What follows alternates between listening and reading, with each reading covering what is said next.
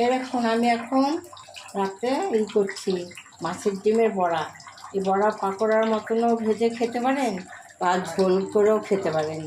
এই যে মাছের ডিম, এগুলো হচ্ছে মাছের ডিম।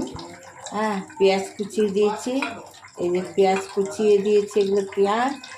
এই যে রসুন, হ্যাঁ আদা থেঁতো করে দিয়েছি, রসুন থেঁতো করে দিয়েছি, লঙ্কা কুচিয়ে দিয়েছি।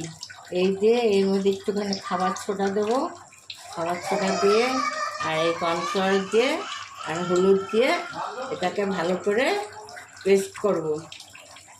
একটু খাবার সোডা দিলাম, এরপর কর্নফ্লাওয়ার দেবো, দিয়ে ভালো করে পেস্ট করব।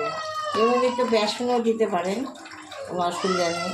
আমি একটু বেসন দেবো, দিয়ে তারপরে ভালো করে চটকিয়ে মেখে ডুবা তেলে ভাজতে হবে।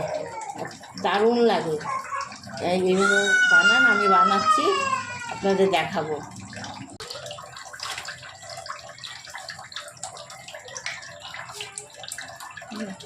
এই দেখুন বেসনের গুঁড়ো দিয়ে দিচ্ছি, এর মধ্যে সামান্য একটু কালো জিরে দিয়ে দিলাম, দিয়ে এইবার ভালো করে এটাকে পেস্ট করব।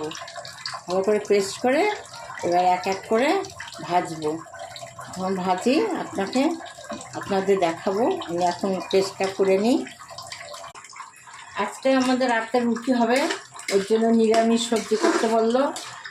আমি এই আলু আর পটল ছিল ঘরে, আলু পটল কুচিয়ে এই রুটির সাথে এই সবজিটা করেছি কালো জিরে ফোড়ন দিয়ে। তারপর নামাবার আগে সামান্য একটু মিষ্টি দিয়েছি। এরকম করে দেখুন, খুব সোজা রান্না আর খেতেও ভালো।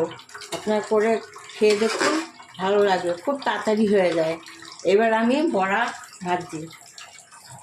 এটা হচ্ছে কাতলা মাছের ডিমের বড়া।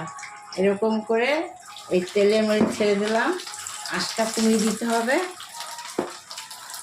এই বড়াটা আপনি পাকোড়া হিসাবেও খেতে পারেন, আবার আপনি গ্রেভি করেও খেতে পারেন।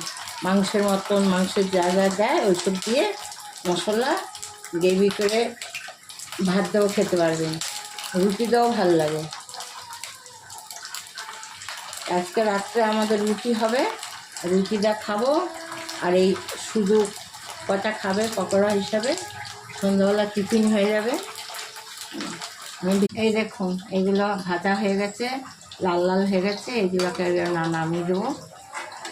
এই বড়া, এগুলো গরম গরম সার্ভ করুন, দারুণ লাগবে। আপনারা করে খান, ভালো লাগবে। আরেকবার বলে দিচ্ছি, আদা রসুন